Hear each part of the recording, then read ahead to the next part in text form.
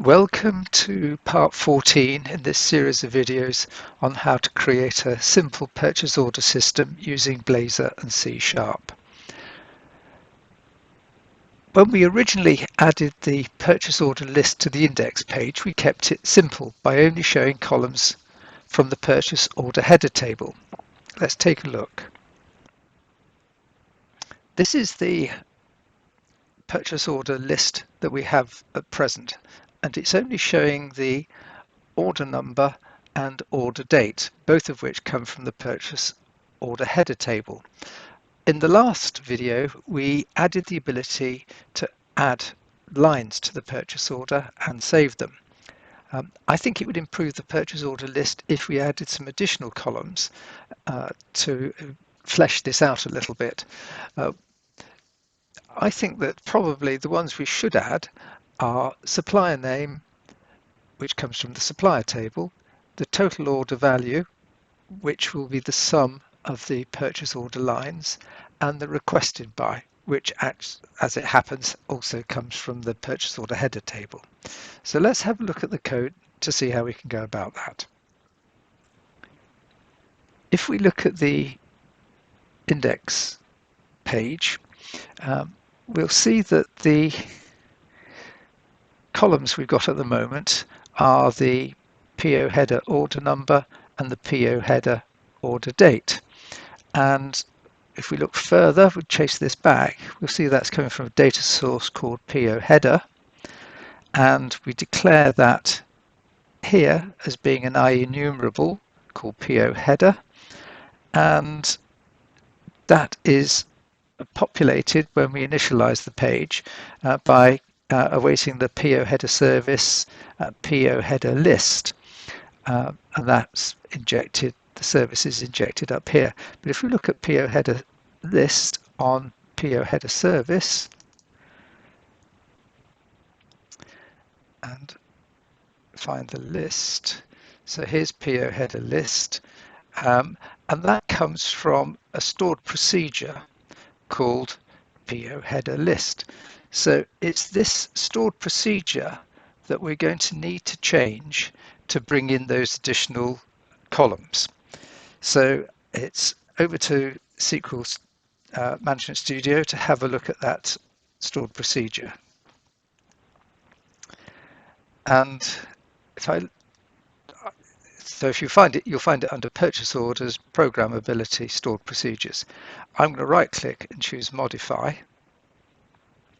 And this is the structure of the stored procedure here.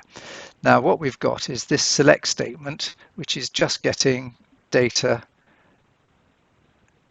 from PO header, and we're ordering it by PO header ID and descending. And this is the bit that we need to change to get the data from the supplier name from the supplier table, and the sum of the purchase order lines. Now, if you're familiar with SQL, you can probably just pop in here and just type out the SQL you need. I don't have that ability. I find it much easier to use the SQL management tools for this, SQL Studio management tools, the visual ones. And the one I tend to plump for is views, and I can create a view, and that will effectively give me the SQL statement that I need. So I'm going to click New Views, New View, and this is the screen that pops up. Now I know that we're going to need the PO header, we're going to need the PO line, and we're going to need supplier. So I select all those on the Add Tables, and just to make my life a little bit easier, I'm going to change the sequence of these. So I've got PO header in the middle. So we need to put in the joins between these tables, and PO header here, PO header ID is the link to the PO line table using PO line header ID. So I just take that, left click, drag and drop, and that'll create the join between those two tables. And the same here, the supplier ID links to the supplier ID on the PO header. we're going to want all the records from PO header, regardless of whether there's a PO line or a supplier. Now, it's possible that at the moment, we can enter a PO header without any order lines. So we need to define the fact that we want all the records from PO header. So we do that by clicking on the join, right-clicking, and then say select all rows from PO header. The same is actually true for PO header and supplier. We want all the ones from PO header regardless of whether there's a supplier there or not. I mean, I can't imagine there would be many situations that we can get ourselves into where we've got a header without a supplier, but in the interest of safety, we'll have that. So that's now saying, right, these are the columns in PO header, which ones are the ones we want? And I'm going to go through ticking all of these in sequence.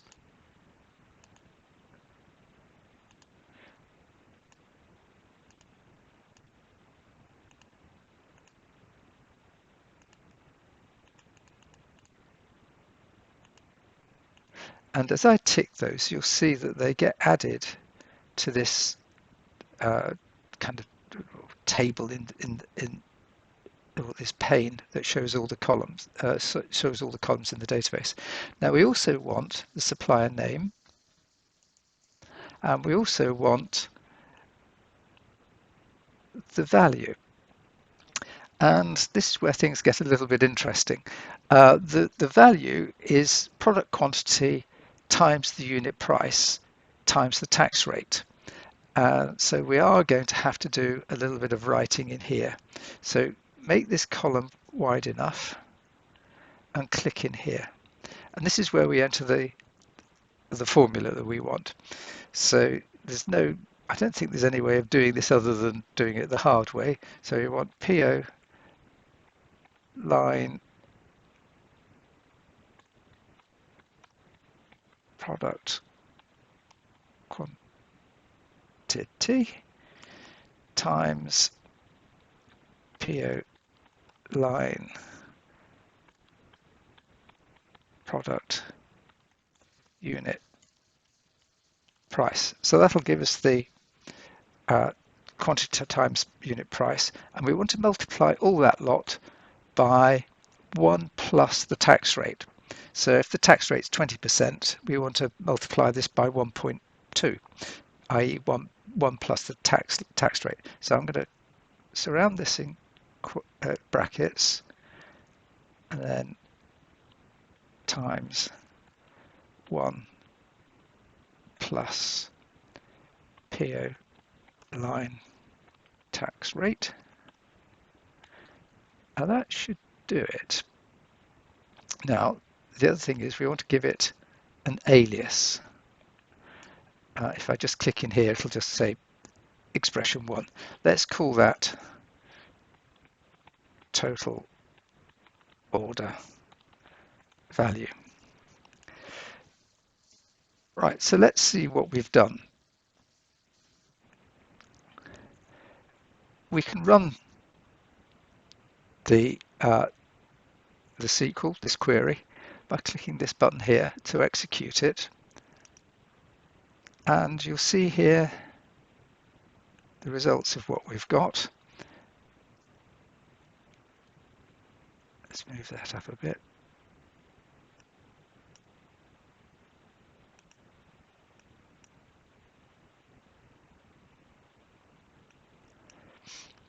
So these are the header IDs, these are the order numbers, dates, supplier ID, etc., etc. So what we've got here is, you'll see here for this order, order number 1, we've got 2 PO lines. So at the moment it's bringing in both we're getting 2 records returned, but we don't want 2 lines on our purchase order list for each order for the order where we've got 2 lines. We want those to be summed. So the way around that is to edit this yet again and place sum at the beginning. No, actually, the easier way, thinking about it, is to do something called grouping. And if we click this button here, Group By, we'll get all these columns that say Group By. And if we scroll down, we get expression here, Group By. And if I change that to Sum, it'll put the SQL code in there for us. The other thing that we don't want is this here, PO. I can change that to Group By. Why don't I do that? I'll come back to that a little bit later. So now if I rerun it, we've got the total order value for this first purchase order number. But note here, we've got another problem. We've got null. And we don't want null appearing on our purchase order list if we haven't got any lines, which in an ideal we wouldn't have, but it can happen. We'd rather have 0 shown on the list rather than null. And the way to do that is a bit more code in here, I'm afraid to say. And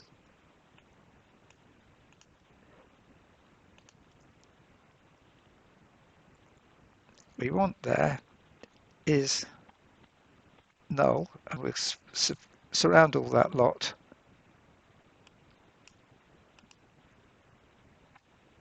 with a bracket 0. What's that saying is, if this is null, put in 0, otherwise show what we've got here. So let's give that a go. And you'll see we've now got 0 in here instead. The last thing I want is that I don't think there's any need to show the purchase order at all if it's been archived. So we can put a condition on here. We can choose filter, and we can say, let's say, where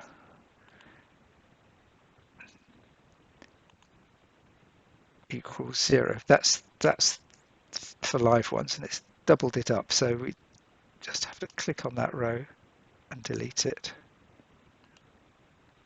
Right, now that should work. Let's give that a go. We haven't got any archive ones, but it looks right. Now, all we need to do now is take this select statement, copy it, go over to our stored procedure, and replace this. I've realized I've missed out something.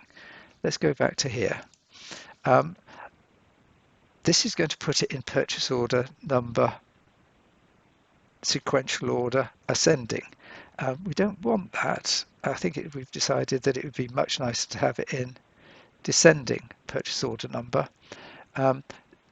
So we can put in here sort order, and we want, if we go to the top, order number descending.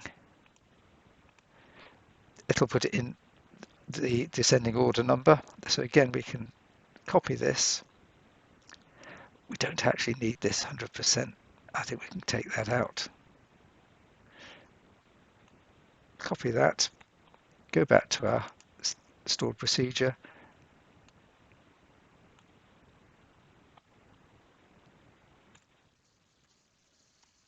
and replace the SQL that we had there with our new select statement. Let's just parse it and execute it. So that's done that. So the stored procedure has been changed, and we've only got the columns coming back that we want plus the supplier name and the total value. Now, in C#, there's actually relatively little to do. I'll close that. I'll come back to the index in a minute. The first thing we need to do is to change the PO header class. We need to add in here the two new fields. We want the supplier name, which is a string, and the total order value. So public string supplier name,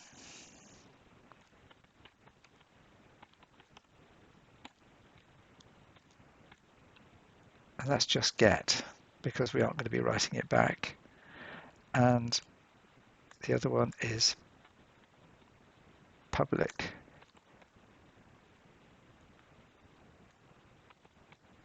decimal total order value, and that again is just get. So that adds the two new columns to the model. And now in the index page, what we need, these are the two columns we've got at the moment. We just need the new columns for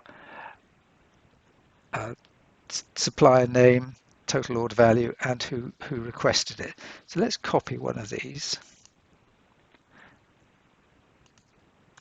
and paste it here. In fact, I'll do all three. And on this one, we want the supplier name.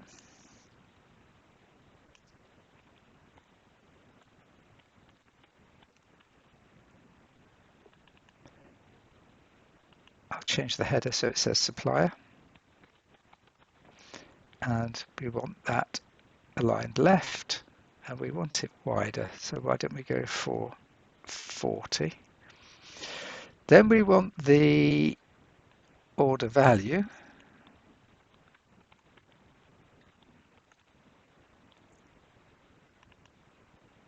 Let's just put in here.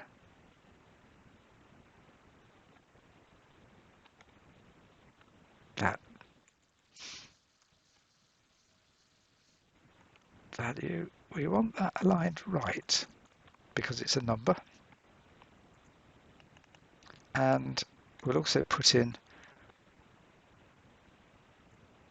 format is C2 so that it's currency with 2 decimal places. Let's make that a little bit wider, make that 20. And the last one is requested by, which is coming from the PO header table.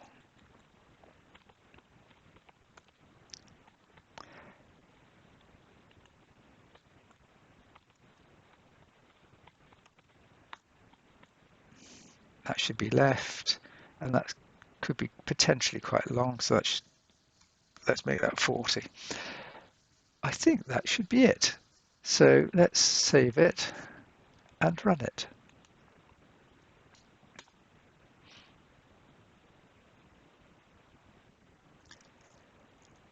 And here it is.